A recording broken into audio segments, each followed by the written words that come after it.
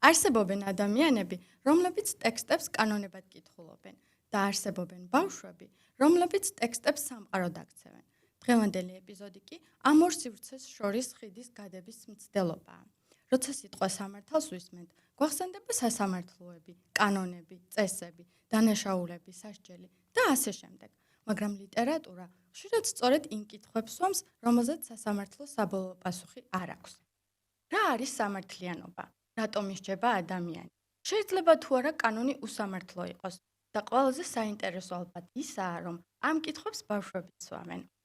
დღეს ვაშლის არომატში მყავს საბაუმნის პრორექტორი, სამართლის დოქტორი და კიდევ ბევრი პროფესიის მქონე ადამიანი დიმიტრი გეგენავა და მისი 7 წლის შვილი მარიამი, რომელსაც ძალიან უყვარს კითხვა, წერს ბლოგებს და უკვე საკუთარი თვალით აღიქვავს ტექსტებსა და სამყაროს.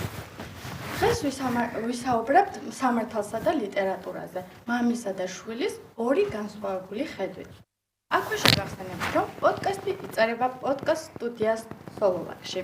მოგესალმებით და მივესალმებით ჩემს ძვირფას სტუმრებსაც. ძალიან მიხარია, რომ აქ ხართ და ძალიან დიდი მადლობა სტუმრობისათვის, იმისთვის, რომ დაგუჩნდეთ დრო და მოხვედით. პირველ რიგში დავიწყებ მამისგან, დიმიტრი, ძალიან დიდი მადლობა. რახან შენ ესე დიდი მრავალფეროვანი გამოცდილება გაქვს? თუ შეგიძლია გვიდმე და მე ვიცი, რომ საბაუნიც ძალიან აქტიურად ადვოკატირებს სამართლისა და ლიტერატურის ურთიერთკავშირს. მინდა პირველი კითხვა სწორედ აქედან დავიწყო, როდის მიხვდი პირველად, რომ სამართალსა და ლიტერატურას შორის რაღაც კავშირი არსებობდა? გამარჯობა, მადლობა მოწვევისთვის და გადავალ პასუხზევე. ალბათ როდის მიხვდი არ ვიცი სიმართლე გითხრათ, ალბათ თავიდანვე, როდესაც ძალიან მარტივ ზღვარს აღმოაჩენ სამართალსა და ლიტერატურას შორის. სამართალი როგორც წესი ყველა სტერეოტიპულად წარმოუდგენია რაღაც ჩარჩოში არსებული წესების სისტემა, მაგრამ სინამდვილეში ისიც როგორც ნებისმიერი რამ, რაც ადამიანის ფანტაზიის ნაყოფია, არის გარკვეული ფიქცია, თავისი წესებით, თავისი პრინციპებით და სამართალიც ნებისმიერი ამბავი თუ შემთხვევა მიყვება აბსოლუტურად იმ კლასიკურ სიუჟეტს, რომელიც ადამიანის მოფიქრებულია. ადამიანი ჩადის, ადამიანის ქცევებზე ორიენტირებული, რომელსაც ასევე აღწერს ლიტერატურაში. შესაბამისად, არაფერი განსაკუთრებული სამართალში არ ხდება, რაც არ ხდება ლიტერატურაში, უფრო მეტიც ხანდახან ან პირიქით. ხანდახან იურიდიული შემთხვევები გაცილებით უფრო საინტერესო და ფანტაზიის გაცილებით მაღალი უნარით შედეგით გამოირჩევა ვიდრე ლიტერატურა, იმიტომ სტუდენტებთანაც ყოველთვის ამას საუბრობ და ვაფრთხილებ ხოლმე, რომ ადამიანის ფანტაზია უსაზღვროა. ჰიპოთეტურად რაც გონია რომ შეიძლება ჩაიდინოს ადამიანმა, იმაზე გაცილებით მეტი შეუძლია კარგი და ცუდი გაგებით ორივე. შესაბამისად, სამართალი ძალიან აქტიურადაა ლიტერატურაში, იმიტომ რომ ლიტერატურაც სინამდვილეში ჟანრის მიუხედავად ცხოვრებას ეხება, ადამიანებს ეხება და სამართალში კიდევ სამწუხაროდ რაც უფრო დიდია ლიტერატურული პათოსი თუ ეთოსი, მით უფრო უსამართლოა სამართალი. როგორც წესი, იმ დონის უსამართლობას აღწევს ხოლმე, რომ ხშირად მე უკვე ლიტერატურულ სიუჟეტებს ადარებენ და სამწუხაროდ ეს არც თუ ისე იშვიათია თანამედროვე სამყაროში. ისევე როგორც წარსულში და სამწუხაროდ უნდა ვთქვათ, რომ მომავალშიც ასე იქნება. ვერ გავექცევით, ხომ ამ მოთხრობაზე? ვერანაირად. შეიძლება თუ არა კარგი იურისტი, ცუდი მკითხველი იყოს, ყველაფერი აქედან გამომდინარე, რაც უკვე რა თქმა უნდა. და შეიძლება იყოს ძალიან ცუდი მკითხველიც, იმიტომ რომ კარგი იურისტის განსაზღვრება ალბათ ჩამოსაღალიბებელი რაღაცა ცნებაზე უნდა შევთანხმდეთ. სამართალზე საერთოდ ძალიან გადაჭარბებული წარმოდგენა აქვთ იურისტებს, ამას ვეძახი იურისტების ღმერთის კომპლექსს. ანუ გონიათ რომ სამართლით და სამართლის ნორმებით ყველაფრის გადაწყვეტა შესაძლებელია, ხო? ალბათ ხშირად გაგიგიათ კიდეც საქართველოში მათ შორის და საქართველოში განსაკუთრებით, რომ ყველა პრობლემის გადაწყვეტა შესაძლებელი კანონით. მოდი დავარეგულიროთ რაღაცა, გადაწყდება ავტომატურად, მაგრამ არავინ არ ფიქრობს იმ ნორმის სოციალურ ეფექტზე, როგორ ახსულდება, რა შედეგები მოხვდება და ასე შემდეგ. იურისტი თავისი არსით, რაც უნდა მაღალფარდოვნად დავახასიათოთ, არის კლასიკური იურიდიული საქმიანობა უფრო ახლოსა ხელოსნობასთან და ხელსაქმესთან, ვიდრე რაღაც აღმატებულ და მაღალფარდოვანი იდეებით შესამკობელ საქმიანობას. ეს არაფრით არ აკნინებს მას. პირიქით, ძალიან უნარებზე ორიენტირებული, ძალიან სპეციფიკური დარგია, ძალიან გამოსადეგი. ის რომ კარგი იურისტზე მეტი იყო ძალიან კარგი იურისტი, ამისთვის ლიტერატურა გვჭირდება. ლიტერატურა, ხელოვნება, მეცნიერებისადმი სწორი დამოკიდებულება განასხვავებს კარგი იურისტს ძალიან კარგი იურისტისგან. იმიტომ რომ კარგი იურისტი სამწუხაროდ ხშირად კაზუსის ამოხსნელი რობოტია. მანქანა, რომელსაც მისცემ შემთხვევას, მოუძებნის კვალიფიკაციას გადაწყვეტს. მაგრამ თავისუფლად და ამიტომაც ამ ტიპის მექანიზებული საქმიანობის ძალიან დიდ ნაწილს ხელოვნური ინტელექტი აუცილებლად ჩაანაცვლებს. რუტინულ საქმეს ყოველ შემთხვევაში პროცენტულად ძალიან შეამცირებს. მაგრამ იმას, რასაც აკეთებს ძალიან კარგი იურისტი და უნდა აკეთებდეს, ეს ნამდვილად განსხვავდება უბრალო ხელობისგან.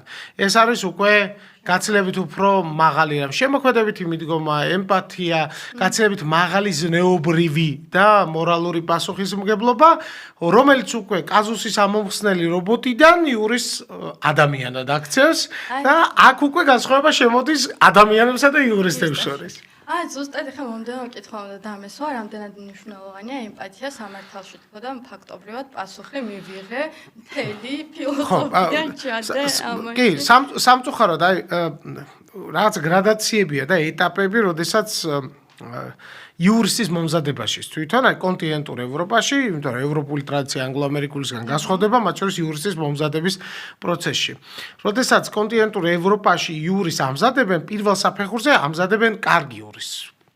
იცის კანონის ორი წაკითხვა, ინტერპრეტაცია, ქმედების ასე ვთქვათ, იდენტიფიცირება, შეფარდება, შეიძლება იცოდეს კარგი ნორმის შექმნა, დოკუმენტების შექმნა, ანალიზი, კლიენტის მომსახურება. პრინციპში ის, რაც 21 საუკუნის წინ ციცერონმა აღწერა, არაფერი არ შეცვლა ამ პროფესიაში. ხშირად ხუმრობ ხოლმე, მაგრამ ნამდვილად ასეა, ჩვენ ვართ პირველი ლიცენზირებული და დიპლომირებული პროფესია დედამიწაზე. თუმცა რეიგანის ნათქვამის ალუზიის არ იყოს, ხშირად ჩვენი პროფესია სამწუხაროდ პირველ არადიპლომირებულ პროფესიასთან ავლენს ძალიან ბევრ საერთოს. ჩვენი არაეთიკური ქცევებიდან გამომდინარე, რა თქმა უნდა, თუმცა არანაირი პრობლემა არ აქვს პირველი პროფესიის წარმომადგენლებთანაც ბუნებრივია. ამ პროცესში რასაც აკეთებს კარგი იურისტი, ხშირად სამწუხაროდ იურიდიული განათლებაც გიბიძგებს იმისკენ, რომ შენ იყო პროფესიონალი, მაქსიმალურად ცივი გონებით მიუდგე საკითხს და ასე შემდეგ. მაგრამ შემდგომ უკვე, როდესაც ნაყოფს უცქერით და ვაკვირდებით, როგორ საქმიანობენ პრაქტიკაში, ეს ზედმეტი გაუცხოება თუ დისტანცირება რეალური ადამიანებისგან ქმნის სერიოზულ პრობლემას. ქმნის იმ პრობლემას, რომ იურისტებს გვავიწყდება ხშირად, რომ ყოველი გადაწყვეტილების შემთხვევის მიღმა რეალური ადამიანები არიან და არა ჰიპოთეტური არსებები.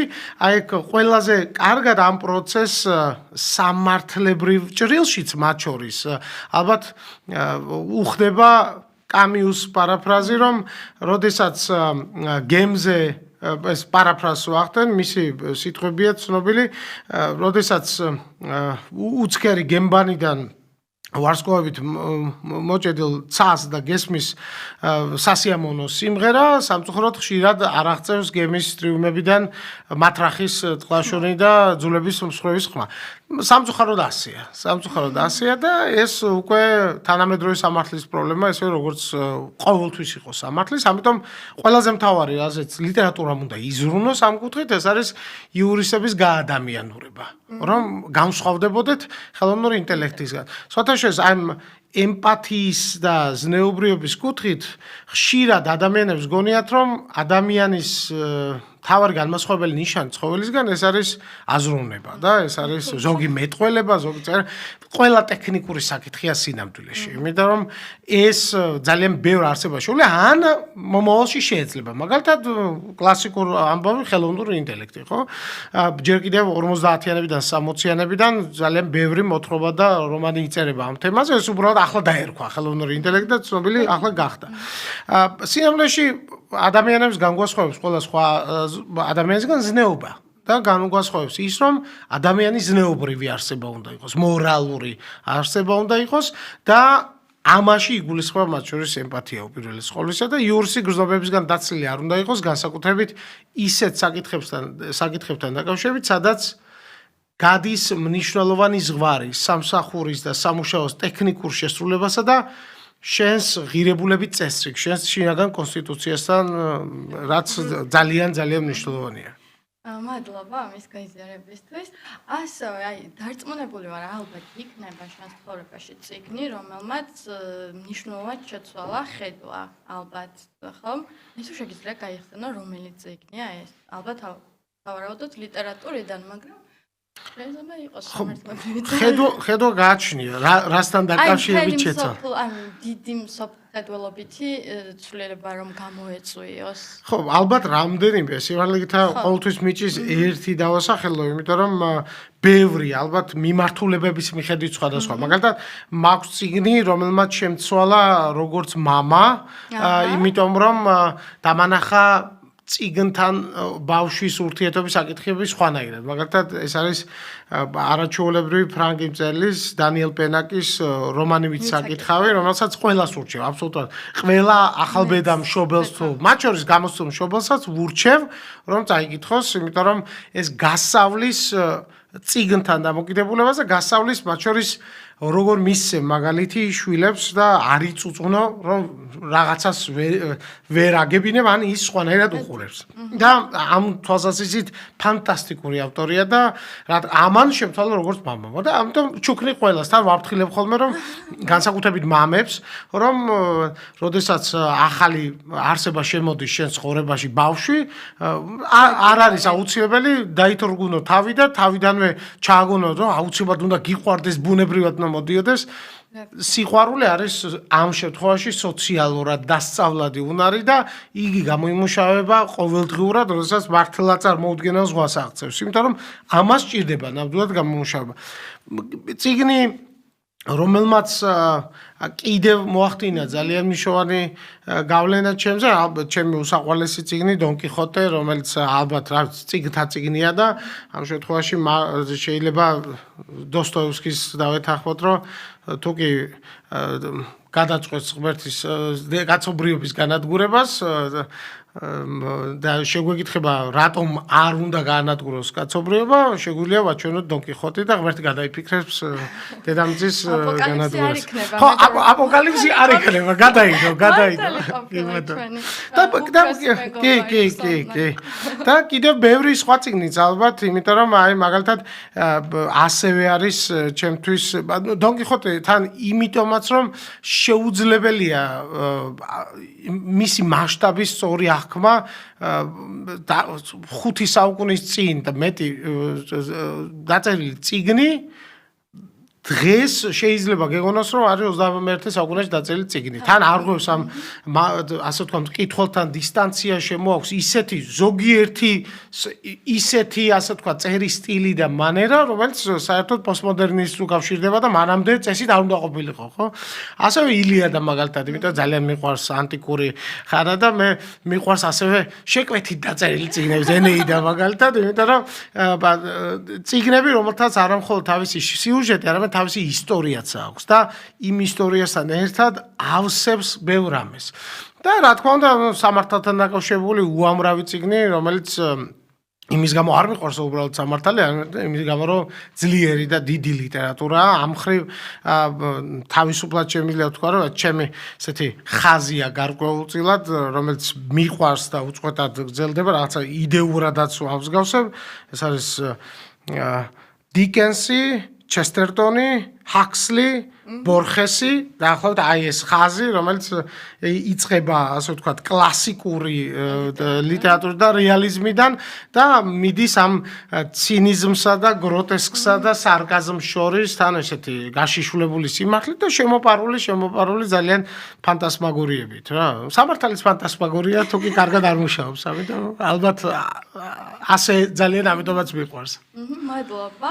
ეხა კი მივუბრუნდები ჩვენს ძვირფას სტუმარს, მარიამს და სანამ რთულ სამართლებრივ ტექსტებში შევალთ, მინდა მოусმინოთ მას, რომელიც ტექსტებს ჯერ სუფთა ცნობის მოყვარეობით აღკვეთს. მარიამ, ყველაზე მეტად გიყვარს წიგნი, რითი დაინტერესდი კითხვით განსაკუთრებით, რატო გიყვარს წიგნების კითხვა, ეს მითხრა. რომ თითქმის მე რომ ვკითხულობ, თითქოს მე ვყვები იმ ამბავს და ვიგებ ავტორის აზრს. საინტერესოა. და როცა კითხულობ, უფრო პერსონაჟები გახსოვს თუ ამბავი წიგნიდან? ამბავი, რადგან ამბავი ისეთი არ არსებობს, რომ პერსონაჟები შიგნით არ იყოს. აჰა, ძალიან დიდი მადლობა, ძალიან საინტერესო მიდგომა გაქვს. აი, ყოფილა წიგნი, რომლის წაკითხვისას გიფიქრია, რომ რაღაცა ამ წიგნში უსამართლოა? არა. არ ყოფილა ყველა წიგნი? თუმცა მე მგონი იყო, იმიტომ რომ ერთ წიგნს შეგახსენებს, რომელიც მე რამდენადაც მახსოვს და გარჩევის მთელი დრამაც მოხვა, კი. ეს იყო ჰედვიგი, სადაც ძალიან განიცადა ერთ-ერთ პერსონაჟის გარდაცვალება და თუ მეორე წიგნი იყო, რომელიღაცა წიგნი. ხო, რომელი იყო? მე და ოსკარი. ხო, მე და ოსკარი. კი ბატონო, კი. მახსოვს მე და ოსკარს რომ მოიხილავდი შენ. კლასიკური სკანდინავიური საბავშვო მოთხრობა, სადაც ვიღაც კვდება. შესაბამისად, არც უიმედია, როგორც ზოგადად სკანდინავიურ მწერლობას ახასიათებს, მძიმე, ცხოვრებისეული, ძალიან დეპრესიული, ანუ კლიმატი ბევრ ამას ნიშნავს. კი ბატონო. თუმცა დიდი მწერლობაა სკანდინავიური, რა თქმა უნდა, ხუმრობა. შენი აზრით, ვინ არიან კარგი ადამიანები, წესების დამცველები თუ კეთილი ადამიანები? წიგნების კითხვიდან გამომდინარე. ორივე შეიძლება იყოს ჩემი აზრით და მე კეთილი ვარ და წესებსაც ვიცავ და იმას ვისურვებდი, რომ ყველა ადამიანმა ასე მიბაძოს. ძალიან მეგობრებო, აუცილებლად, აი მარიამი, როგორც კარგი მოქალაქე, კარგი მკითხველი, შეგიძლიათ მიბაძოთ ძვირფას მარიამს. თავდაბლობას ნამდვილად ვერ დავაბრალებთ ამ შემთხვევაში. ნამდვილად პრინცესული გოგონა არის თავდაჯერებული, რაც ძალიან მოწონს. თუ წიგნის პერსონაჟს გაასამართლებდი, ვის გაასამართლებდი? ჩემი პერსონაჟებიდან, წაკითხული წიგნებიდან, რომელ პერსონაჟს? არ ვიცი. გიფიქრი ამაზე? არის ვინმე, ვისი ქცევაც არ მოგეწონა, რომელიმე პერსონაჟი წიგნიდან. მე მგონი ყველა. ყველა კეთილია.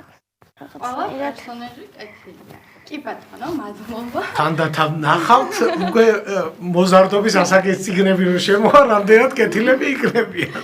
ხო, ეხლა ამ ეტაპზე ჯერჯერობით კმაყოფილია ადამიანი თავისი პერსონაჟების სიკეთით და სამართლიანობით სხვათა შორის. ძალიან დიდი მადლობა. მარიამ, ეხლა ისევ მამასთან გადავალ და შემდეგ ისევ დაგიბრუნდებით ერთობლივად ამჯერად. ზოგჯერ ლიტერატურაში სასამართლო შეიძლება საერთო სასამართლოებში არ მიმდინარეობდეს. ყველაზე მძიმე პროცესი ადამიანის შიგნით ხდებოდეს და ალბათ ამის ნათელი მაგალითი არის დოსტოევსკის დანაშაული და სასჯელი და სამართალზე და ლიტერატურაზე საუბარს ნამდვილად ვერ ჩავატარებდით დოსტოევსკის დანაშაულის და სასჯელის გარეშე. აი, შენი აზრით, რას გვასწავლის ეს აი როგორც იურისტის და როგორც ლიტერატურის მოყვარული ადამიანის თვალთახედვით? ხო, მე რა თქმა უნდა სამართლებრივი თვალსაზრისიდან შეიძლება შევაფასო და სამართლის ფილოსოფიის, რადგანაც ნამდვილად ლიტერატურათმცოდნე არა ვარ და არაჩვეულებრივი პროფესიონალები გვყავს ამ დარგში საქართველოში და მართლა საამაყო საერთაშორისო დონის ძალიან ბევრი პროფესიონალი. მე უბრალოდ ალბათ ახალს არაფერს არ ვიტყვი და ვერც ვიტყვი, იმიტომ რომ სინამდვილეში დოსტოევსკისთან სადაც სამართლებრივი თერმები ძალიან ხო ეს დანაშაულთა სასჯელში მაგათაც ბუნებითი და პოზიტიური სამართლის დაპირისპირება, ანუ რა არის სამართლიანი და რა არის უსამართლო და შეიძლება იყოს თუ არა ზეაღმატებული, ასე ვთქვათ, ზე პოზიტიური სამართალი, ისეთი სამართალი, ეს რადბურხის სიტყვები რო გამოვიყენოთ, ხო? ეს არის შეიძლება არსებობდეს კანონიერი უმართლობა და შეიძლება არსებობდეს ზეპოზიტიური სამართალი. სამართლიანობა, რომელიც გაცილებით მაღლა დგას იმ წესებზე, რომელიც არსებობს. და თავარი ადამიანის დამოკიდებულება და ხედვა, რომ ბუნებითი სამართლის შესახებ, სამართლიანობის შესახებ ძალიან ბევრ ადამიანს თავისი ინდივიდუალური საზომი აქვს, ის შეფასებათა სისტემა, რომელიც ეფუძნება მისეულ რეფლექსიებს, კონკრეტულ სიტუაციურ მოდელებს და ასე შემდეგ. დოსტოევსკისთან არა მარტო დანაშაული და სასჯელი ამ შემთხვევაში და აი ესე ვთქვათ ეს мотиваცია, რაც აქვს მას ძალიან საინტერესო ასევე დანაშაული და სასჯელი ზოგადად უმართლობის განხილვის კუთხითაც. ანუ როდიდან იქცევა ქმედება დანაშაულად და სად გადის ამის ზღვარი, ამაზეც არაჩვეულებრივი კვლევები არსებობს ქართულად, აი საბაუნის პროფესორ უჩა ბახტაძეს აქვს ფანტასტიკური ნაშრომი ამაზე კრიმინალიზაციის პროცესი, ანუ როდიდან ხდება ქმედება საზოგადოების მხრიდან გაკიცხვადი და საერთოდ საჭიროა თუ არა მაინც სისხლის სამართლის კოდექსში ეწეროს ქმედება იმისათვის რომ საზოგადოებისთვის ეს იყოს დანაშაული. ანუ როდიდან იქცევა უმართლობა დანაშაულად. ასევე წმინდა სამართლებრივი ტექნიკის თვალსაზრისით დოსტოევსკისთან ასევე აი პროცესუალური კუთხით ძმები კარამაზოვები და ფინალური პროცესი, რომელიც ფანტასტიკაა და აქ ძალიან კარგად ჩანს მისი მანიპულატორული ბუნება, როდესაც ცოლს კარნახობდა პროცესს და როგორ ტკბებოდა, ასე ვთქვათ, დაცვის და ბრალდების სიტყვების შედეგად იცვლიდა ანა გრიგორიევდა პოზიციას და ეს ტკბებოდა ამ მომენტით და კარგად ჩანს იგივე დიდი ინკვიზიტორი, რომელიც ძალიან ბევრ მორალურ და ეთიკურ პრობლემას ეხება. საერთოდ დოსტოევსკი როგორც ერთ-ერთი ძირითადი და საკვანძო ავტორია თქონდა სამართალსა და ლიტერატურაში, ეს იმ დროის და ეპოქის შვილია, რომელმაც ბუნებრივად მოიტანა ეს 19 საუკუნე, 19 საუკუნის შუა წლები, მეორე ნახევარი, როდესაც ბუნებრივად წამოიწია წინა პლანზე ადამიანის უფლებების საკითხმა მეტად აქტუალური გახდა, დაიწყო იდეოლოგიური, ძალიან აქტიური, ასე ვთქვათ, პროცესი და შეიძლება ითქვას იდეოლოგიათა ჯახი ევროპაში, რადგანაც მემარჯვენეობის თემები მოდის, წინა პლანზე მოდის თანდათან ეს ნაციონალიზმი, ერისახელმწიფოების ჩამოყალიბება, ანუ სამართალი გადადის თვისობრივად ახალ სტადიაზე და აი დოსტოევსკისთანაც ჩანს ბევრი ეს ახალი იდეა, რომელიც ებრძვის ერთმანეთს და ჩანს ბრძოლა როგორც ცდილობს, ასე ვთქვათ, ახალი იდეა დაამარცხოს ის წესრიგი, რომელიც უკვე ჩამოყალიბებულია და ნუ ახლა რუსული ლიტერატურისთვის დამახასიათებელი, ასე ვთქვათ, მანერულობით ხშირ შემთხვევაში ეს ვერ ხდება, ბუნებრივია და არაფერი ოპტიმისტური, ასე ვთქვათ, აქ არ არის, მაგრამ კიდევ ერთი მნიშვნელოვანი რაც სამართლებრივი თვალსაზრისით დანაშაულ და სასჯელში ძმებ კარამაზოვებში არის ეს არის იდეოლოგიურ ხაზთან ერთად, რომელიც სამართალში გამოშვივის და იწყებს უკვე რაღაც ფორმის მიღებას, ეს არის ეთიკური ხაზი და რაც თავარია დოსტოევსკისთან ძალიან მძაფრად ქრისტიანული ეთიკისა და სამართლის ფილოსოფიის იდეები, რომელიც ეფუძნება, ასე ვთქვათ, გარკვეულწილად ლიბერალიზმისა და ქრისტიანული ეთიკის შეპირისპირების საკითხებს, როდესაც აი დაწერილ სამართალთან მიმართებით უკვე შემოდის ქრისტიანული ეთიკა, ლიბერალიზმი, მათ შორის გარკვეულ ეტაპზე დოსტოევსკისთან ასე ვთქვათ, სოციალიზმიც, მერე უკვე აღარ და ბოლოში უკვე ძალიან აღარ შეიძლება ითქვას. ამ თვალსაზრისით ძალიან საინტერესო განსახილველია, იმიტომ რომ რეალურად აღმოჩნდა რომ ის პრობლემები რომელსაც ეხება დოსტოევსკი 21 საუკუნეში კიდევ უფრო მძაფრად წამოვიდა იმიტომ რომ რაღაც ეს ამბები ცირკულირებს ყოველ საუკუნეში ერთხელ რაღაც 150 წელიწადში ერთხელ ძალიან მძაფრად ამოხეთქავს ხოლმე და წელზე როგორც მაგალითად თუ გავიხსენებთ მე-19 საუკუნის სადღაც 70-იან 80-იან წლებიდან და განსაკუთრებით 10-იან 20-იან წლებში მე-20 საუკუნეში ეს ფაშიზმის მოხმობა იდეოლოგიური დაპირისპირება მემარცხენეობა მემარჯვენეობა შორის და ფაქტობრივად რაღაცა ზომიერების გაჭყლეტა მე მგონი რომ ყველაზე ნათლად ახლა წინ და მე კლასიკურად მოდის დისტოპიების ამბავი რა მოდის ორუელიდან ჰაქსლიმდე ჰაქსლიდან ორუელამდე ეს კლასიკური დაპირისპირება თან რომ გვეგონა რომ ერთმანეთს გამორიცხავდა ორუელის და ჰაქსლის დისტოპიები სიამოვნებაში თუმე არაფერს არ გამორიცხავს არამედ პარალელურად შეიძლება არსებობდეს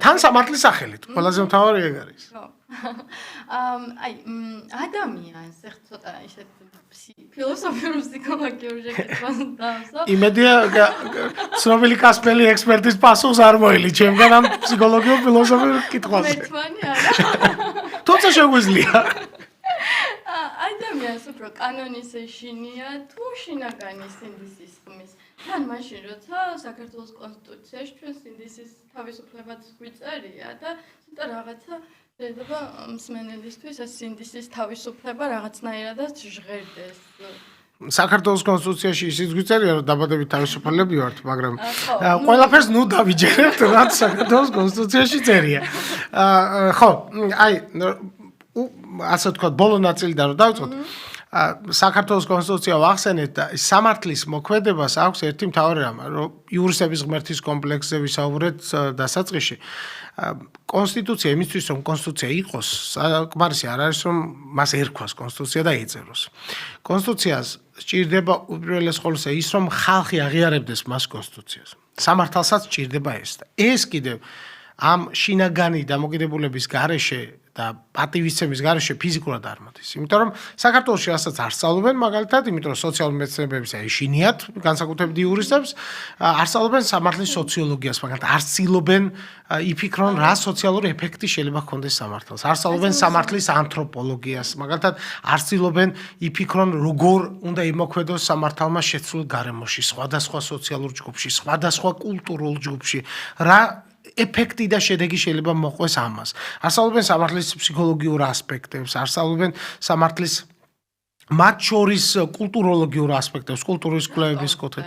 იმიტომ რომ ინტერდისციპლინურობა რთულია, რა თქმა უნდა, იმიტომ რომ არ უნდა ჩაიკეტო, აი აქაც ისევ კაზუს ამოხსნელი რობოტის დილებაა, რადგანაც არ უნდა გახდე მექანიკური იარაღი რაღაც იმ სისტემის ხელში, რომელსაც სამართალი ჰქვია და სამართალი არ არის უბრალოდ დაწერილი კანონების ერთობლივი, სამართალი ზოგადად წესების სისტემა, მთლიანობა და ამ გაგებით მთავარი არის არამხოლოდ ის რაც წერია, არამედ მთავარი არის ის თუ ამ დაწერას როგორ იღებს ადამიანი და აქ შემოდის უკვე ჰერმენევტიკული ამბავი, კოგნიტური ამბავი, რომ როგორ უნდა იმოქმედოს ადამიანმა შეცვლილ გარემოში, როგორ უნდა იმოქმედოს ადამიანმა არამხოლოდ რიგით ადამიანმა, არამედ ადამიანმა, რომელსაც პირდაპირ შეხება აქვს სამართალთან, იურისტმა მაგალითად, როგორ უნდა იმოქმედოს და არის თორე სამართალი საერთოდ იურისტების ექსკლუზივი. ჩვენ იურისტებმა დავაჯერეთ წლების განმავლობაში, რომ სამართლიანობა იურისტების ექსკლუზივია. ამ დროს როგორ შეიძლება სოციალური წესები იყოს ვინმეს ექსკლუზივი, ადამიანის ექსკლუზივია ზოგადად.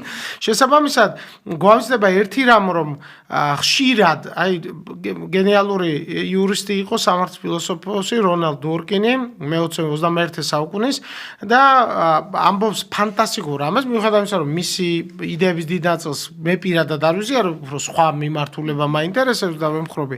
გენიალური იყო უდიდეს პატივისცემ და ჩვენ გვაქვს გამოცემული მისი არაერთი ნაშრომი, გვაქვს თარგმნილი ქართულად. ამბობს გენიალურ რაღაცას. ხშირად იურისტები ამბობენ, რადბრუხის პერიფრაზითაც, რომ აი კანონია, ბრძანება, აბა რა გავაკეთოთ და ან კიდევ ამბობენ იმას, რომ სამართალს ამაზე პასუხი არ აქვს. ანუ ვერ გავაკეთებთ ვერაფერს, იმიტომ რომ ჩაკეტილი წრია და მორჩა. როგორც არის, ისე უნდა მივიღოთ და რადბრუხი ამ შემთხვევაში დორკინი ამბობს გენიალურ რაღაცას, რომ სამართალში არ არსებობს პასუხგაუცემელი კითხვები.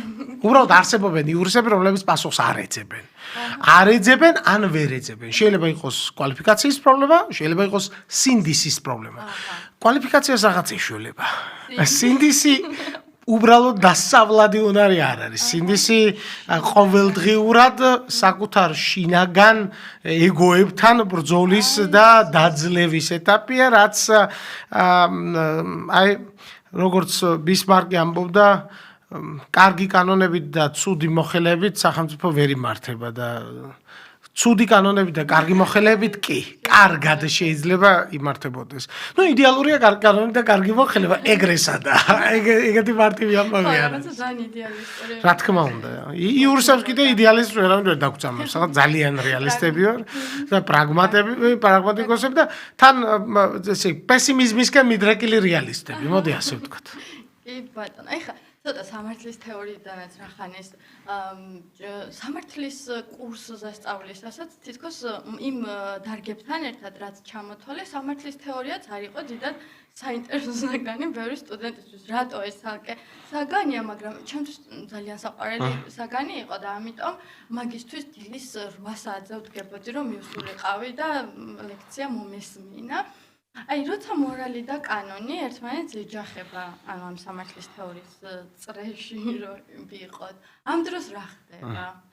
ამ დროს რაც ხდება არის ბევრი სხვადასხვა თეორიის და სხვადასხვა მიმდინარეობის ამბავი დაწყებული ნეოპოზიტივისტებიდან, მყიფე პოზიტივისტები, არიან სამართლებრივი რეალისტები, ინტერპრეტივისტები, უამრავი თეორია, წმინდა თან სამართლებრივი არ იგულისხმება ამ შემთხვევაში ცალკე ფილოსოფიური თეორიები, რომლებიც კიდევ უფრო მეტია.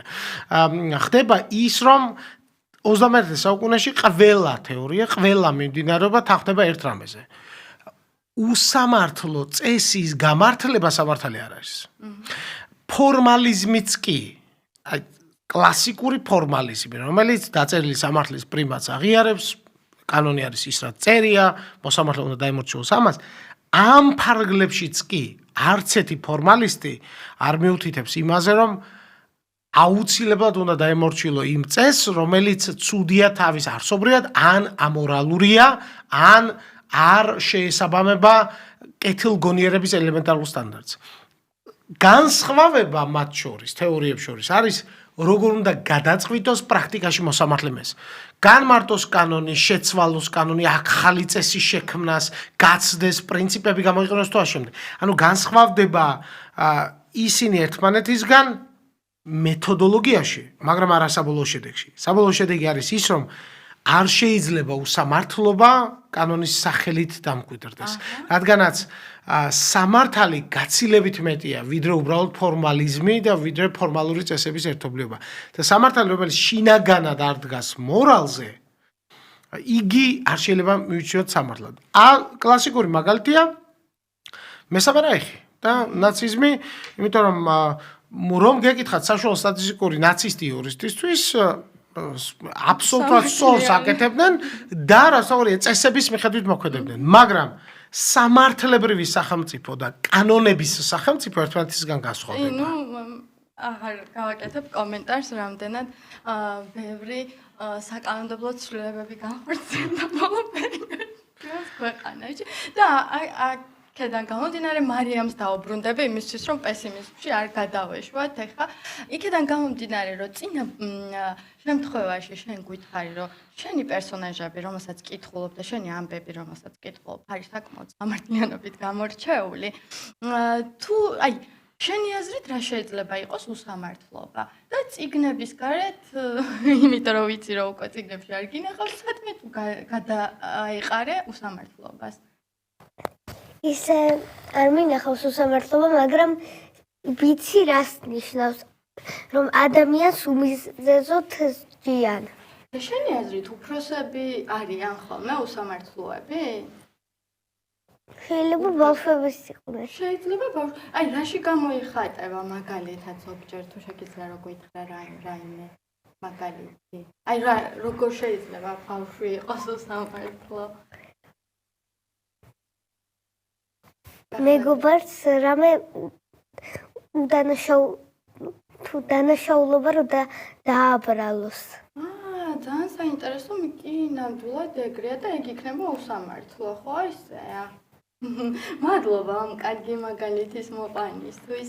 შენ რო შეგეძლოს ახლა, იმიტომ რომ ძალიან თავდაჭერებული გოგონა ხარ, წესების შექმნა სამყაროსთვის. აი რა წესებს შემოიტანდი ამ სამყაროში? აი როგორი იქნებოდა შენი წესრიგი? როგორი კანონები გექნებოდა? ადამიანს არაფერი მიზეზოდ არ დაუშავონ და არ დააბრალონ. ძალიან საინტერესოა, მადლობა და შენი აზრით, აი ის წიგნები, რომელიც წაგიკითხავს, იქ ადამიანები ტირიან იმ წიგნებში? ზოგში კი. და შენი აზრით, რატომ ტირიან ხოლმე ადამიანები წიგნებში? ზოგი შეიძლება გარდაიცვალოს და ძალიან უყვარდეს იმას. და შენი აზრით, ცუდი ადამიანი არსებობს თუ უბრალოდ ადამიანები მოწყენილები არიან? ჩემი აზრით, ქვეყანაზე ცუდი ადამიანი არ არსებობს, უბრალოდ შეიძლება ცუდად მოიქცეს და მერე გამოასწოროს. ძალიან დიდი მადლობა შენ, როგორი კარგი გოგო ხარ. სხვათა შორის ზუსტად ამავე პრინციპზე უნდა იდგეს სამართალი, იმიტომ რომ არ შეიძლება წინარე განწყობით ადამიანს შანსი წავართოთ, რაც არ უნდა, ნახეთ, ყველაზე მთავარი პრობლემა მართლმსაჯულების ზოგადად ლიტერატურაშიც და ცხოვრებაშიც არის ის, რომ ადამიანებს, ვინც სამართალში არიან და აქვთ ძალაუფლება, არ აქვს მნიშვნელობა ეს მოსამართლე იქნება, ადვოკატი იქნება, პროკურორი თუ ნებისმიერი იურისტი, სამწუხაროდ ხშირად არ სჯერათ იმისა, რასაც ემსახურებიან და აკეთებენ. ანუ არ სჯერათ იმის, რომ ადამიანს თუნდაც თეორიული შანსი აქვს გამოსწორების. მე მესმის, რომ ძალიან ბევრ უსამართლობას ხედავთ, ძალიან ბევრ უსამართლობაში შეიძლება მონაწილეობდეთ, ჩვენს მიმართ იყოს და ასე შემდეგ, მაგრამ სამართალი ეფუძნება იმის რწმენას მათ შორის, ირაციონალურსაც, რომ თუ კი 1% არსებობს შანსი, 0.1% არსებობს შანსი, რომ მილიონიდან ერთი მაინც გამოსწორდეს და შეძლოს ადამიანური სახის დაბრუნება და ადამიანად ღირსეულად ცხოვრების გაგრძელება, ის ამ შანსს იმსახურებს. ანუ ადამიანის ღირსების განცდა არ არის პატივისცე ადამიანს, იმიტომ რომ რაღაც არა. პატივისცე ადამიანს, იმიტომ რომ ადამიანია, მორჩა. ანუ ადამიანად ყოფნა უკვე იმსახურებს პატივისცემას. და აქ ჩემი ერთ-ერთი უსაყვარლესი ავტორის ტოლკინის ფრაზა შეიძლება მოვჩვენოთ, რომელსაც სტუდენტებთანაც ვიყენებ და საერთაშორისო კონფერენციებში არაერთხელ მithქვამს. როდესაც მაგალითად ვიღაცამ კაცრი სასჯელის მომხრეა, იმიტომ რომ კაცრი აუცილებლად ნიშნავს გამოსწორებას. რა თქმა უნდა, ემპირიული კვლევებითაც ასე არ დასტურდება და ასე არ არის.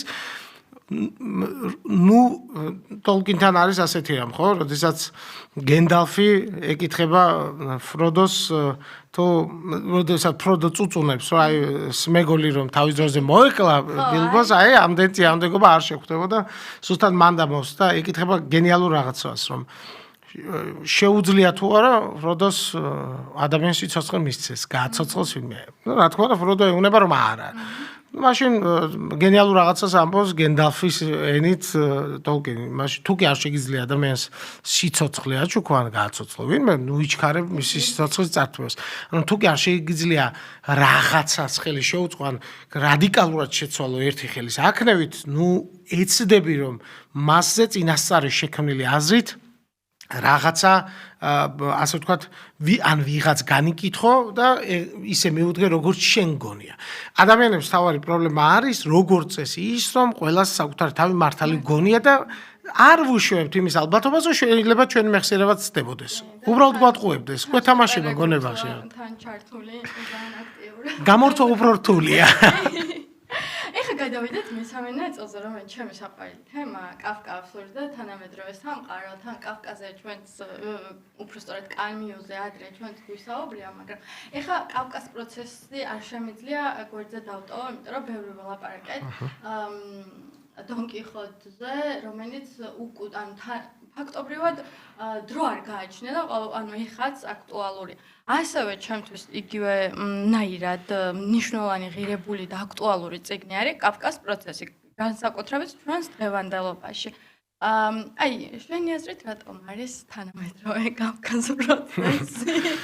ანუ იმ ყველაფრის ფონზე, რაც უკვე მიმოიხილა თავისი იდეოლოგიებით. მოდი ასე ვთქვათ, არა მხოლოდ კავკასიის პროცესი, არამედ კავკასიის სამყარო, ალბათ, იმიტომ რომ ჯამში კავკასიის 9 ნაწარმოები ეხება უშუალოდ სამართალს და თან კავკასიის კიდევ სხვა აღირებულება ისა აქვს, რომ თავადაც იურისტი იყო და სამწუხაროდ გონიათ კავკასიის შემოქმედების სიმძიმი და გამოდია რომ იყო ცუდი იურისტი და არ გამოსდიოდა იურისპრუდენცია კარგად. ვიცი რა ძალიან კარგი ამ დროს რადიკალურად საწიამდა, იმიტომ რამდენიმე დაწინაურება აქვს მიღებული, თან ისეთ სფეროში მუშაობდა, რომ შეიძლება ძალიან ბევრი ადამიანი სახთად დარჩეს, სადაზღვეო სამართლის და შრომის სამართლის სპეციალისტი იყო. თან მუშაობდა იტალიურ კომპანიაში, მუშაობდა ბოჰემიაში შექმნილ ავსტრია-უნგრეთის იმპერიის საჯარო, ასე ვთქვათ, კომპანიაში, რომელიც დასაქმებულებზე ზედამხედველობდა და მათ საკითხებს კურირებდა და ძალიან წარმატებული იურისტი იყო და რაც მთავარია, ასე ერთი ზედაპირულად შეიძლება ვერც შენიშნო შრეები, რომელიც პროცესში არის კავკასიის იურიდიული განათლებიდან გამომდინარე. დაწყებული კრიმინოლოგიის თანამედროვე თეორიები, დაწყებული სამართლის ფსიქოლოგიური, ანუ იურიდიული ფსიქოლოგიის მხარე, აი ნაფიც საჯულთა სასამართლოს მიმართ სკეპტიციზმიც კი იგრძნობა, რომელიც კლასიკური გერმანული სისხლის სამართლის სკეპსისია და იმდენი კლასიკური ბიუროკრატიის ცოდნა მათ შორის და ის რაც ძალიან ბევრი იურისტი კომენტატორიც ვერ თანხმდება იმაზე, კავკასიის პროცესში არსებული სამყარო ეს სამართალს ეხება თუ არ ეხება საერთოდ. მაგრამ მხოლოდ კონტინენტური ევროპის სამართლის არც თუ დემოკრატიული სახელმწიფოების მკვიდრებმა ვიცით, რომ სინამდვილეში იქ არც თუ ბევრი რამ არის, ასე ვთქვათ, გამოგონილი და ის აბსურდულობა, რომელიც ახასიათებს კავკასიის ნაწარმოებებს, სინამდვილეში არც ისეთი აბსურდულობაა მათთვის, ვინც იმ სისტემაში ცხოვრობს. და ესა კლასიკური კანონების სახელმწიფოს კონცეფციის წინა პლანზე წამოწევა, რომ თუ კი წერია, ყველაფერი დასაშვებია, ეს არის განუჭვრეტელობა და განუსაზღვრელობა, რომელიც სამართლის ერთ-ერთი უმთავრესი გამოწვევა, როდესაც ადამიანს არ შეუძლია დაგეგმვა, ადამიანს არ შეუძლია პროგნოზირება. ამ დროს სოციალური პროგნოზირების უნარი არის და ფუნქცია სამართლის ერთ-ერთი უმთავრესი ფუნქცია, რომლითაც დემოკრატიული და განჭვრეტადი მარწესიგი განსხვავდება არადემოკრატიულისგან. და ეს არის კლასიკური შემთხვევა, როდესაც აი სტუდენტებს ვეკითხები ხოლმე, რა განსხვავება დემოკრატიულ და არადემოკრატიულ სახელმწიფოებს შორის. როგორ წესი, როცა ფიქრობს არ გინდა დასვენება ან ცხოვრება, რატომღაც არადემოკრატიული არ გინდება? ნეტა რატომ? არა მარტო ეკონომიკური მდგომარეობის გამო, იმიტომ რომ არადემოკრატიული სახელმწიფოებს ხშირად ეკონომიკური პრობლემები შეიძლება არც ჰქონდეთ, ნაწილს ახლა რა თქმა უნდა, უმრავლესობას აქვს, მაგრამ ნაწილს იმიტომ რომ რაღაც სასარგებლო წიაღისეული აქვს და ასე შემდეგ. მაგრამ სამაგეროდ იქ ცხოვრება რატომღაც არ გინდა? რატომ? იმიტომ რომ დაუცველობის განცდა. ზუსტად, უსაფრთხოების განცდაც არ არის შესაძლებელი. და სხვათა შორის კავკასი თვითონ სიტყვა კავკასი იყენებენ აქტიურად იურისპრუდენციაში, იყენებენ მათ შორის სასამართლო გადაწყვეტილებებში, ევროსასამართლოშიც, ევროკავშირის მართლმსაჯულების სასამართლოში, ანუ ლუქსემბურგის პრაქტიკაში, ამერიკის უმაღლეს სასამართლოსა და ამერიკის შტატების სასამართლო პრაქტიკაში და უფრო მეტიც სიტყვაც კი არსებობს კავკასკვე, ანუ კავკასეული, რომელიც გამოიყენება სასამართლოს დასაბუთებაში. როდესაც იყენებს მოსამართლე სიტყვა კავკასკვეს, არ ჭირდება დამატებით განმარტება, თუ რას გულისხმობს ეს ავტომატურად გულისხმობს გახანგრძლივებულ ვადებს სამართალწარმოების განუჭვეტელ გადაწყვეტილებას დაუსაბუთებელ ვერდიქტს და ზედმეტად გაწელილ ბიუროკრატიას. როგორც ეს, ანუ ავტომატურად ამის აღნიშნულ თან სამართლებრივ ტერმინად იქცა უკვე. საერთაშორისო არაჩვეულებრივი ნაშრომები აქვს ამ თემაზე, ლუკა ბარამიძეს, რომელმაც დისერტაციაც კავკასკვეზე დაიცვა საქართველოში, სამართლისა და ლიტერატურის და სამართლიანი სასამართლოს კონტექსტში. აუცილებლად გავეცი. ანავთვალად არ ვიცოდი. ჟურნალ სამართლის მეთოდებშიც აქვს გამოქვეყნებული კავკასკვეს ლიტერატურულ და სამართლებრივ მნიშვნელობაზე და ეს საბავნიშს აკადემიურ ჟურნალების საიტზეც ხელმისაწვდომია სრულიად ყველასთვის. შეგიძლიათ გაიცნოთ. შეიძლება სისტემა ადამიანზე დიდი გახდეს? შეიძლება თუ უნდა. უნდა, მაგრამ აი რამდენად არ უნდა, მაგრამ შეიძლება გახდეს, იმიტომ რომ სისტემაც ადამიანის შექმნილია. და სისტემა შეიძლება გახდეს გაცილებით დიდი ადამიანების ობიექტივიზაციით და ადამიანების იმის დავიწყებით რომ სამართლის ადრესატი ადამიანია და იმის დავიწყება თუ რატომ არსებობს საერთოდ სახელმწიფო. როდესაც კითხვას ვამ ხოლმე რომ რა არის სამართლის ან რა შეიძლება იყოს როგორც იდეა სამართლის უმთავრესი ღირებულება. დაასახელებენ ათობით და ასობით ღირებულებას, რა თქმა უნდა, ყველა მათგანი სწორია, მაგრამ ავიწყებთ ყველაზე მთავარი. სამართლის უმთავრესი ღირებულება რა კი არა, ვინ არის? ადამიანია. ოღონდ იმ რწმენისა თუ იდეის გარეშე რომ მართლა გჯეროდეს რომ ადამიანია მთავარი ღირებულება, არაფერი არ გამოვა. ხდება ადამიანის ობიექტივიზაცია და მე გვავიწყდება რომ სახელმწიფო არსებობს იმიტომ რომ არსებობს ადამიანი, იმიტომ რომ სახელმწიფო ფიქციაა. სამართალიც ფიქციაა. სამართალი არის ადამიანების მიერ შექმნილი. უბრალოდ ამ ფიქციას მივანიჭეთ რეალური ძალა. ფიქციის მქონე. რომ ერთმანეთი არ დაგვეჭამა მარტივად ვთქვა. აი მონტესკიეს სიტყვები რა. ხო, როგორი უნდა იყოს კარგი სამართალი და კარგი მმართველობა. მონტესკიეს აქვს იდეალური ფორმულა, რომელიც აი რამდენიც არ უნდა დავწეროთ, იმის სკოლიო იქნება აუცილებლად. კარგი მმართველობა და სამართალი არის იქ, სადაც ადამიანს არ ეშინია ადამიანის. მორჩა. გეშინია რაღაც, ის განუჭრეტელია რაღაცა. ესე იგი პრობლემაა. შეგიძლია არ გამოუტყდეს საკუთარ თავს, საჯაროდ არ თქვა, მაგრამ შინაგანად იცი, აი დოჩანაშვილის არ იყო, დაწოლის წინ იმ ერთ წამსში ხვდები. რაღაცა აი წამის მეასეთში ხვდები, რომ რაღაცა რიგზე ვერ არის. არ გრძნობ თავს დაწვად.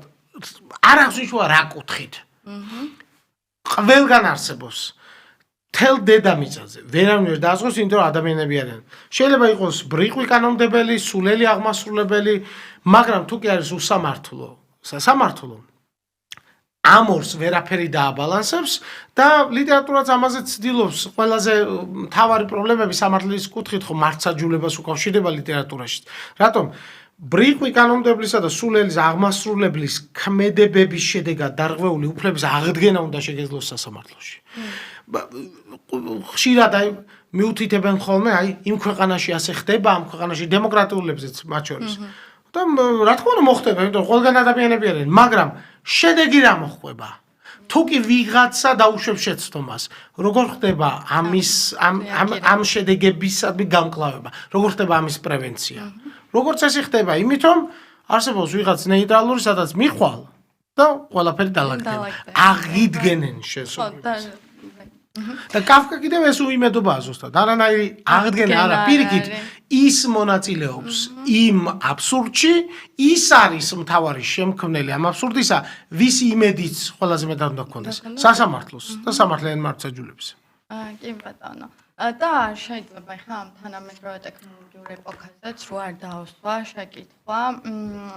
და ამ ტექნოლოგიების ეპოქაში ზუსტად სამართალი უფრო ჰუმანური ხდება თუ უფრო ცივი? ეს ძალიან საინტერესო კითხვაა. ალბათ მოდი კითხვაზე კითხვით ვიგიპასუხებ. ადამიანები უფრო ჰუმანურები ხდებიან თუ უფრო ცივები? სამართალი ადამიანური მოვლენაა, იმიტომ რომ ადამიანი შექმნილია, იქნება იმდენად ჰუმანური, რამდენადაც ადამიანები არიან ჰუმანურები. ხო, უბრალოდ უნდა გვახსოვდეს, რომ ეს ჩვენ მაგალითად ჩვენთან უნივერსიტეტში სულხან-საბაში ძალიან ესეთი AI მეგობრული უნივერსიტეტი ვართ, მათ შორის საგრებში გვაქვს გათვალისწინებული AI-ის სწავლება, ცალკე სავალდებულო საგანი გვაქვს სამაგისტრო პროგრამაზეც ხელოვნური ინტელექტი და სამართლის ტექნოლოგიები და პირიქით მონაწილეობს შეფასების კომპონენტშიც, მათ შორის უნდა გამოიყენონ ეთიკურად სწორად. სტუდენტთა უდიდეს ნაწილს ურჩევნია რომ საერთოდ არ გამოიყენონ, რადგანაც ამის გამოყენების შემთხვევაში გაცილებით უფრო მკაცრია კრიტერიუმები და სწორი კრიტერიუმები შემოდის. რატომ? რა ხდება ყველაზე მთავარი? არ დაკარგონ ზღვარი ამ ინფორმაციასა და მათ პერსონალურ მიდგომებს შორის. რა არის ის, რაც ქმნის მათ ინდივიდუალიზმს და მოგწონს და შეუძლია შენი საქმე გააკეთო სტანდარტიზებულად ხელოვნურ ინტელექტს.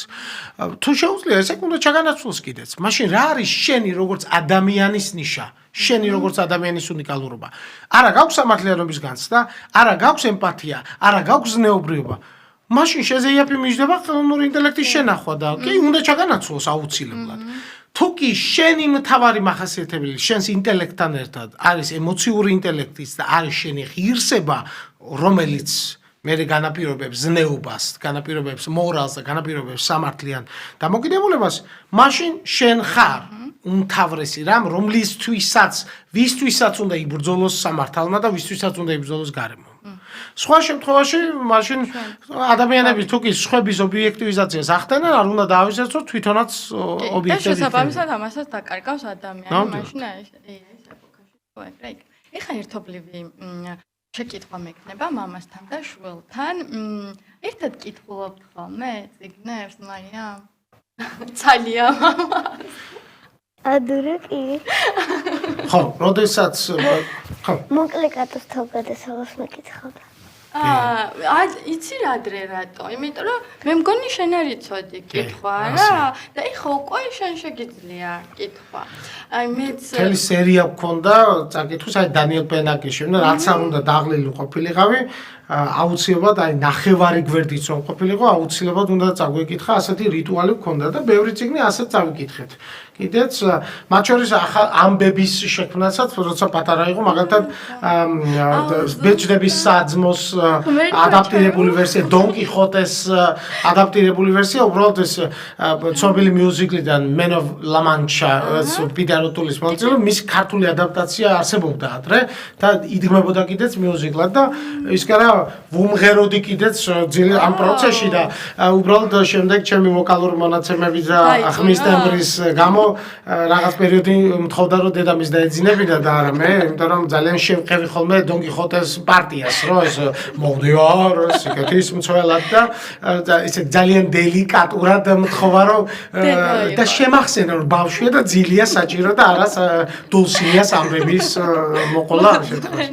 აუ სხვათა შორის თან ეს იმიტომ შევარჩიე, რომ მეც ბავშვობაში აი ყოველთვის მამაჩემი მიკითხავდა ხოლმე და ძალიან მომწონდა იქამდე ვიდრე მეც კითხვას ვისწავლიდი და განსაკუთრებით ცხაპრების სხვათა შორის მე არ მომწონდა იგავარაკებს როცა მეყვებოდა და მის ამბებს და აი ესე არტისტულად ასრულებდა ხოლმე და მეც ბევრ მამას ვურჩევ რომ ესე აქტიურად იყავით ჩართული თქვენი შვილების ორი ამბავი რაც მახსოვს, იმიტომ რომ ამას დიდი გამოხმაურება მოჰყვა შემდეგ მარიამთან ბახშიც, რადგან ერთი იყო ის რომ როდესაც ბეჭდების საძმოს უყვებოდი, პირველი კითხვა იყო რომ ქალები სად არიან? ანუ რატო არ არის ამ ბეჭდების საძმოში ქალი არც ერთი? ასე გახდა ფროდო ქალი. ინტერპრეტაცია ჰერმენევტიკა ეს და ასე შემოვიდა მალევე გალადრიელი ეგრევე ამბავში, თუმცა ფროდო და ჰობიტები გახდნენ ქალები, ეგრევე სულიად უპრობლემო. ანუ გენდალფზე წერს და ბევრი რამის გამო არ გამოდიოდა ფიზიკურად და მახსოვს ასე იმიტომ დიდი აჟიოტაჟი მოყვა ამას, როდესაც მარიამმა ბემბი ცოტა შევალამაზე ისე წავუკითხე, მარიამმა იცოდა რა ერქვა ბემბის მამას. გახსოვს მარიამ? ბემბის მამას და თან უყვებოდა ეს არის ერთი 4 წლისიანი ამბავი, მეფე მურთაზ მეორე. ხო, იმიტომ არ წერია მამის სახელი შესაბამისად ასე იქცა ცნობილი ხარირები მურთაზ მეორედ და გაოცებული ბავშვები და მასწავლებლებიც ბაღში ეკითხებოდნენ რომ ეს მურთაზ მეორე რა ვერსიით ხელმძღვანელო საწერია ბემბის მამის სახელი თან მეორე იყო ან თავისი სახელიდან მეორე ანუ მურთაზ პირველიც არსებობდა კიდევ ალისა არ წავიკითხე. კი, ალისას აუცილებლად აქ ქვეყანაში, საკმაოდ თან სრული ვერსია, დიდი ვერსია წავიკითხეთ და ეს ჰქონდა გადანაწილებული, რომ ყოველდღე ვკითხულობდით ამას მეტნაკლებად. ძალიან კარგი და დიმიტრი, რა გასწავლა მარიამთან აი ამ კითხვის ტექსტების კითხვის პროცესმა? აი მასალა ის რომ ერთი კითხვისას კმაყოფილი უნდა იყოს ბავშვი, ანუ ადრესატი, ვისაც უკითხავ და მეორე აი პენაკიდან გამომდინარე მასალა ის რომ თუ გინდა ბავშვს მაგალითი მისცე და გააკეთებინო რაღაცა, გააკეთე შენც.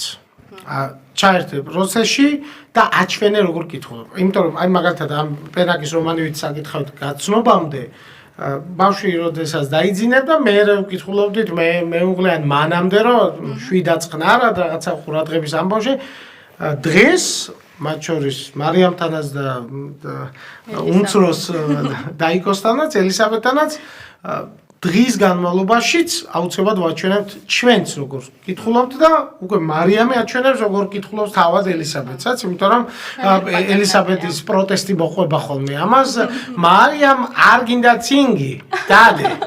და შემდეგ კლასიკური დების ხელჩართული ბრძოლა იმართება, თუმცა კარგია, ჯობია ასე იყოს, ვიდრე წიგნისგან გაუცხება, რადგან წიგნი არ შეიძლება იყოს სასჯელთან ასოცირებული. აი ზუსტად და ეხა უნდა გკითხო ეგ რა სასჯელთან.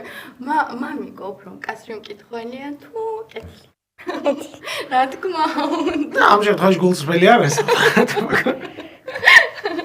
აი, განსხვავდება და მე მგონი უკვე პასუხიც გვაქვს ამ ყველაფერზე, მაგრამ მაინც ვიკითხავ, აი ბავშვისა და ზრდასრულის სამართლიანობა. კი რა. მაგრამ თუმცა მარიამმა ისეთი იდეალური პასუხი გაქვს, რომ განსხვავდება. ბავშვის სამართლიანობა და ბავშვისეული აღქმა გაცილებით სწორია ვიდრე უფროსის.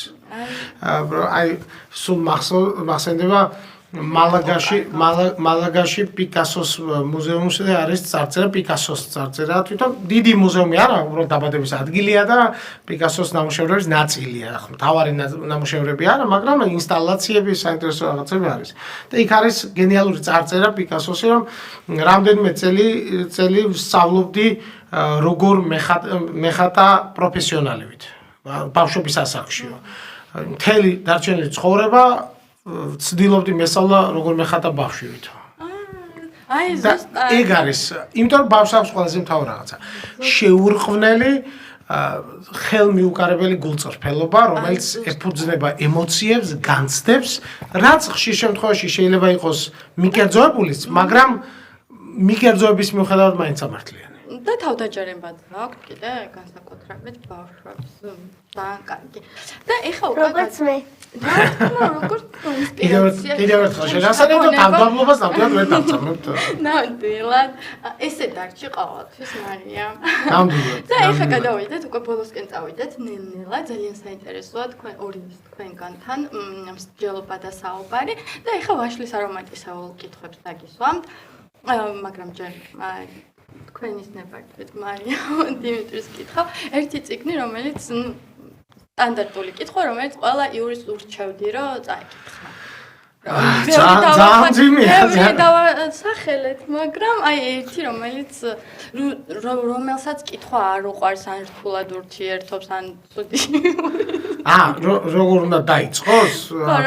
არის სამართალთან დაკავშირებული წიგნები ბევრია და გამიჭირდება ნამდვილად ერთს როცა მთხოვენ ყოველთვის მიჭირს ხოლმე რა თან რომელი უნდა დაიწყო იქ მოცულობა რამდენი როგორ და ასე შემდეგ მე მაინც ალბათ ვურჩევდი დაიწყო დონ კიხოტეზე არაფერს არ მომბო ეს ყოველგვარი გარეშეა თანამედროვე იურის ვურჩევდი ალბათ მაინც ოლდოს ჰაქსლის საოცარ ახალ სამყაროს რომ ეს არის ფაქტობრივად მეტავერსია აღწერილი და ის სამყარო დისტოპია თან აღწერილია გაცილებით ადრე ვიდრე ორუელმა აღწერა და ორუელს იტონის კოლეჯში ფრანგულს ასწავლიდა ჰაქსლი და ორუელმა გაუგზავნა თავისი 1984 ჰაქსლის არის გენიალური წერა ჩემი ერთ-ერთი უსაყვარლესი წერალია და ჰაქსლი აღწერს სამყაროს სადაც პრობლემა არ არის არა ძალადობა და არა ტყუილი, არამედ პრობლემა არის ბევრი ალტერნატიული ინფორმაცია. არა დეზინფორმაცია, არამედ მისინფორმაცია. პრობლემა არ არის ძალადობა, არამედ არის ზედმეტი კომფორტი და ამ კომფორტიდან გამომდინარე კონფორმიზმი და საზოგადოებრივი აზრი იქმნება უმცირესობის მიერ, მაგრამ ამ საზოგადოებრივი აზრისგან განსხვავებით ფაქტობრივად არ არსებობს ალტერნატიული აზრი, იმიტომ რომ მის ინფორმაცია ქმნის ყველაფერს კომფორტთან ერთად. ჰაქსლი არის ის მოდელირება, რომელშიც დიდწილად თანამედროვე სამყარო ცხოვრობს.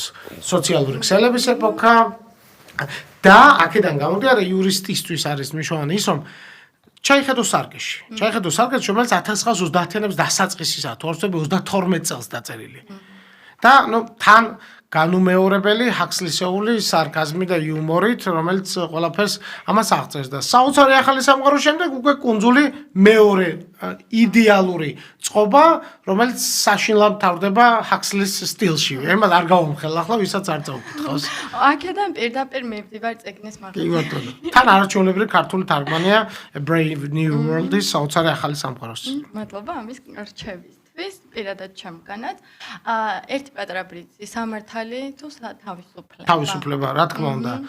სამართალი ფიქცია, თავისუფლება არის სიდამდვილე. სოიკუბადან გამახსენა ფრაზა იმ პროტესტანტი სტუდენტების liberty or death. თავისუფლება არ არის ერთ-ერთი მიზანი, თავისუფლება არის ყველაფერი. და თავისუფლებიდან იწყება აბსოლუტურად ყველაფერი. სამართალი, რომელიც არ დგას თავისუფლების პატივისცემას, სამართალი არ არის.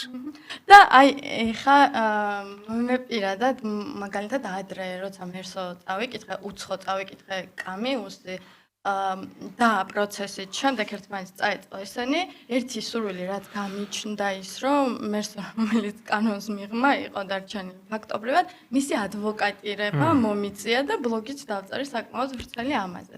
აი, რომელი ლიტერატურული პერსონაჟის ადვოკატი იქნებოდი? მე მერსოსი და იოზეფ ხოსი. მე როდის ვიქნები? მე კიდევ ორი კითხვა. თუ გაფსურვილი, ეხლა შეგიძლია გვიპასუხო შენ რომელი იმ პერსონაჟის ადვოკატი იქნებოდი, ვინც წაგიკითხავს, მაგრამ დანიშნავს ჩადიან შენი პერსონაჟი. აი, ამის შემდეგ გადმოვა. ხო, ესე იგი, მოწმენების უნარი მაქვს. საკმაოდ მნიშვნელოვანი იურიდიული უნარჩვევა სხვადასხვა. ერთი რასაც ვიტყოდი, რომ მერსოსთან დაკავშირებით სტატია მაქვს დაწერილი თავის დროზე აკადემიურ ჟურნალში, ჟურნალ სამართლის მეთოდებში და რა თქმა უნდა, იმ სტატიისა თაურშია, მოკლედ კამიუ უცხო სამართალი და მორალი გემოვნებით. ასე ხქვია, იმიტომ რომ რა თქმა უნდა მერსო დამნაშავეა, ნებისმიერ შემთხვევაში უბრალოდ დამნაშავე არ არის იმ გაგებითაც მასჯიან, თუმცა სამართლებრივად რა თქმა უნდა დამნაშავეა, არ არსებობს მისი ბრალის გამორიცხველი გარემოებები. ვისი ადვოკატი ვიქნებოდი, მიუხედავად რომ ადვოკატი ვარ და თუმცა არ მაქვს სისხლის სამართლის ლიცენზია, არ ვიცი, ალბათ რამე ისეთი პროცესის მონაწილე, რომელშიც ბრძოლას აზრი აქვს. მაგრამ იოზეფ კეის ადვოკატობას აზრი არ აქვს, იმიტომ რომ გამოცხადებული სიკვდილის ქრონიკასავით და ყველაფერი ისედაც ცხადია და ცნობილია რაც არის. ამიტომ ალბათ აი მაგალითად კიდევ მაგალითად შექსპირის სეული რომელიმე შეიძლება მაგალითად ვენეციელი ვაჭარი აი ვენეციელ ვაჭარში შაილოკის ადვოკატი ვიქნებოდი უდიდესი სიამოვნებით, იმიტომ რომ პორცია ისე ასრულებს იგით ამხარესო, აი უდიდესი სიამოვნებით ვიქნებოდი და მართალია პროცესი არ შემდგარა, მაგრამ მე როგორც ძლიერი ხალი პერსონაჟების დიდ თაყვანისმცემელს, აი ლედი მაკბეთის ადვოკატი ვიქნებოდი უდიდესი სიამოვნებით. აქვე მინდა ვთქვა, რომ დიმიტრი არის ძალიან ძლიერი მხარდამჭერი ხალი, იურის აი ყველა ძლიერი ხალი პროფესიონალის მოკლედ და ფემინიზმის საფუძვლები მართლა შენი სემინარებიდან და ტრენინგებიდან. ჩვენ ვასწავლით კიდეც სამართლის ფილოსოფიაში, ცალკე ფემინისტურ სამართლის ფილოსოფიას. მე შეიძლება არ ვიზიარებდი ამ ცალკე ფემინისტურ სამართლის ფილოსოფიას, მაგრამ ქალთა უფლებებთან დაკავშირებით რა თქმა უნდა, მე უბრალოდ მარტივად ვუდგები ამ საკითხს და იმიტომ მაქვს უფრო მშვიდი დამოკიდებულება. სამართალს სქესი არ გააჩნია. პროფესიონალს არ შეიძლება ჰქონდეს სქესი. თუმცა წმინდა მიკერძოებულად ჩემი პრაქტიკიდან გამომდინარე, როგორც მათ შორის ადვოკატი, რომელიც იურიდიული კომპანიის მმართველი პარტნიორიც ყოფილა, არჩევანი რომ მქონდეს, რა თქმა უნდა, ვიმუშავებდი ქალ იურისტებთან ნებისმიერ შემთხვევაში, იმიტომ რომ ეს რა თქმა უნდა სრულიად სუბიექტური და მიკერძებული დამოკიდებულება, იმიტომ რომ ჩემ პრაქტიკას გულისხმობდა და არანაირად არ ეფუძნება განზოგადებულ ამას. ქალი იურისტების უდიდესი ნაწილი საქართველოში არის უფრო მეტი პასუხისმგებლობის გრძნობით, უფრო მეტი თავისუფლებით და უფრო მეტი ჟინიანობით გამოირჩევა საქმესთან დაკავშირებით და ყოველთვის გექნება იმედი, რომ საქმეს ბოლომდე მიიღოს. რა თქმა უნდა, სრულიად სუბიექტური და მიკერძოებულია, იმიტომ რომ როგორც მკვლევარი განზოგადებულ დასკვნებს ვერ გავაკეთებ ამ საკითხზე. მადლობა და ეხა მარიამ, შენ გიბრუნდები. თუ შეგიძლია გიგვით რა ყველაზე კეთილი პერსონაჟი, შენი წაკითხული წიგნი? მამა. წიგნებიდან. რომელი მამა გააჩნია? და იმედია დედა არ ნახავს ამ პოდკასტს.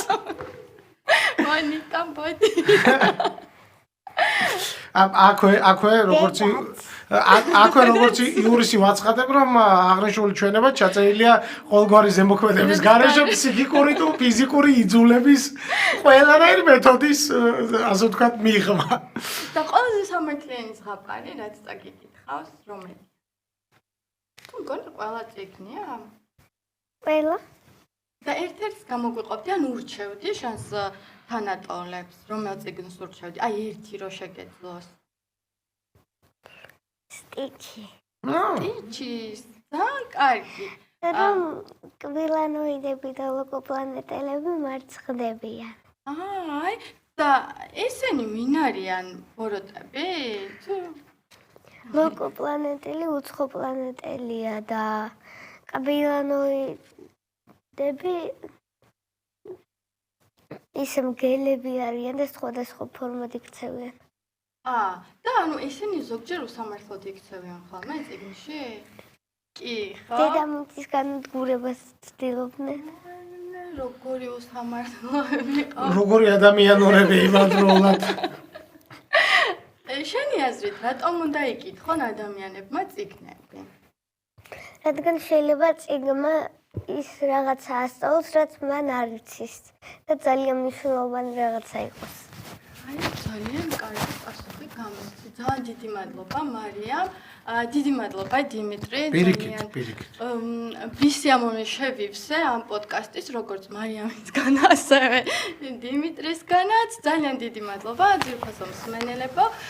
შეგახსენებთ, რომ ჩვენი პოდკასტი იწერება პოდკასტ სტუდიაში სოლოლაკი, მე ლიდეია ვარ. მომდევნო ეპიზოდამდე. გემშვიდობებით.